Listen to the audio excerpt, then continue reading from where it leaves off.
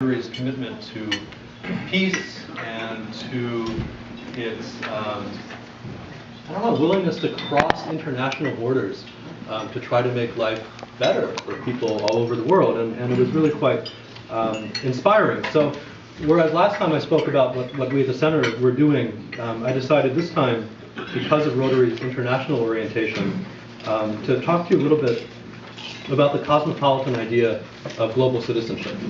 And I also thought I'd talk about some ideas and a little bit about what some of my own scholarship is about.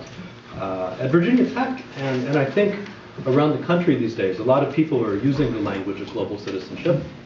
And it has its detractors, and I'll say something about that. But I still think that it's helpful and has a lot to offer to thinking about how to pursue a more peaceful world. And what I would like to do is say something a little bit about where the language of global citizenship comes from. It has a history, and I think the history is kind of interesting. Say something about maybe some problems with it, and then say something about how our curricular efforts at the Center for Peace Studies and Violence Prevention are oriented by it. And I want to close by telling you what I think is a pretty cool story about something that we did in September. The language of global citizenship is tied to a sort of a position in political theory and philosophy called cosmopolitanism. And the idea of cosmopolitanism is old. It's 2,700 years old now, at least.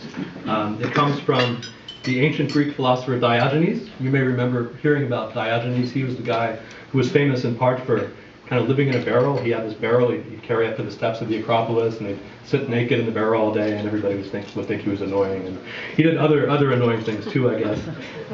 And the word cynicism comes from Diogenes. So because of some of the things he would do, like eat in public and masturbate in public, people said he was acting like a dog. And the word cynic comes from the ancient Greek word for dog. So he's like a dog person. His writings have been lost. But a great deal is known about his life, and it seems that he spent a lot of his time calling into question prevailing prejudices and conventions, and a lot of what he did, it seems, was an attempt to make fun of and tease and try to subvert the sort of conventional biases of the culture in which he was living. As you guys may know, if you have traveled to Greece or have friends who are Greeks are pretty nationalistic people. And I was in Greece this past summer, and every single little village in Greece is the best village in the world, and their food is a lot better than the village next door. And everywhere you go, it's like that. Every island you go to in Greece is the best island in Greece. And the ancient Greeks apparently were nationalistic as well, and it mattered whether you came from Athens or Sparta.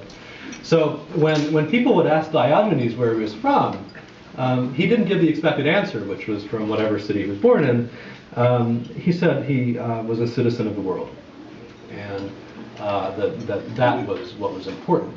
And what this seems to have meant was that he defined himself not in terms of local attachments or interests or partisanship, but in terms of more universal aspirations. And the ancient Stoic philosophers, some of whom were Greek, most of whom were Roman, placed this idea of a cosmopolites, the global citizen, at the center of their moral and political thinking.